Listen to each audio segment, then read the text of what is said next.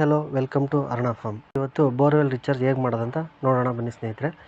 ಮೊದಲಿಗೆ 8 ಅಡಿ ಅಗಲ ಮತ್ತು 8 ಅಡಿ ಆಳಕ್ಕೆ ಕೇಸಿಂಗ್ ಪೈಪ್ ಸುತ್ತ ಗುಂಡಿ ತೋಡ್ಕೋಬೇಕಾಗುತ್ತೆ. ಆಮೇಲೆ ಕೇಸಿಂಗ್ ಪೈಪ್ ಒಳಗಡೆ ಹೋಗೋ ಸಾಧ್ಯತೆ ಇರುತ್ತೆ. ಅದಕ್ಕೆ ಕೇಸಿಂಗ್ ಪೈಪ್ಗೆ ಒಂದು ಕ್ಲ್ಯಾಂಪನ್ನು ಹಾಕಿ ಟೈಟ್ ಮಾಡ್ಕೋಬೇಕು. 4 ಅಡಿ ಅಂದರೆ 3.5 ಅಡಿಗೆ 6 mm ಬಿಟ್ಟಲ್ಲಿ 100ರಿಂದ 150 ಹೋಲ್ಗಳನ್ನ ಮಾಡ್ಕೋಬೇಕು. ಅದಕ್ಕಿಂತ ಜಾಸ್ತಿ ಮಾಡಬಾರ್ದು, ಯಾಕಂದರೆ ಸ್ಟ್ರೆಂತ್ ಹೋಗ್ಬಿಡುತ್ತೆ.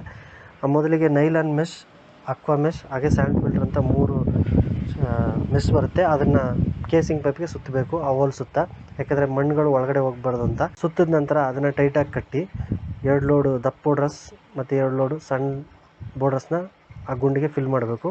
ಫಿಲ್ ಮಾಡುವಾಗ ಮ್ಯಾನ್ಯುವಲಿ ಫಿಲ್ ಮಾಡಿದ್ರೆ ಒಳ್ಳೆಯದು, ಯಾಕಂದರೆ ಕೇಸಿಂಗ್ ಪೈಪ್ಗೆ ಏಟ್ ಆಗ್ತದೆ ಅಂದರೆ ಮ್ಯಾನ್ಯುವಲಾಗಿ ಫಿಲ್ ಮಾಡಬೇಕು.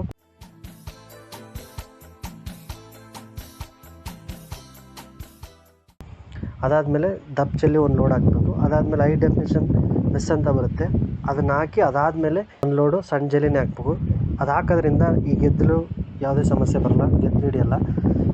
ಇದೆಲ್ಲ ಹಾಕಿ ಅದ್ರ ಮೇಲ್ಗಡೆ 1-2 ಕೋರ್ಸ್ ಸಿಮೆಂಟ್ ಬ್ಲಾಕಲ್ಲಿ ವಾಲನ್ನು ಕಟ್ಕೊಡ್ಬೇಕು. ಯಾಕಂದರೆ ನಾವು ಮಳೆ ನೀರನ್ನು ರೀಚಾರ್ಜ್ ಮಾಡುವಾಗ ಅಲ್ಲಿಗೆ ತಂದು ಬಿಟ್ಟಾಗ ಆಚೆ ಹೋಗ್ಬಾರ್ದು ಅಂತ ಅದನ್ನು ವಾಲನ್ನು ಕಟ್ಕೋಬೇಕಾಗುತ್ತೆ.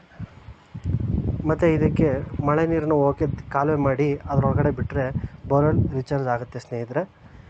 ಈ ಬೇಸಿಗೆ ಕಾಲಗಳಲ್ಲಿ ಈ ಬೋರ್ವೆಲ್ಗಳೆಲ್ಲ ಖಾಲಿಯಾಗಿ ನಿಂತೋಗ್ಬಿಡ್ತವೆ.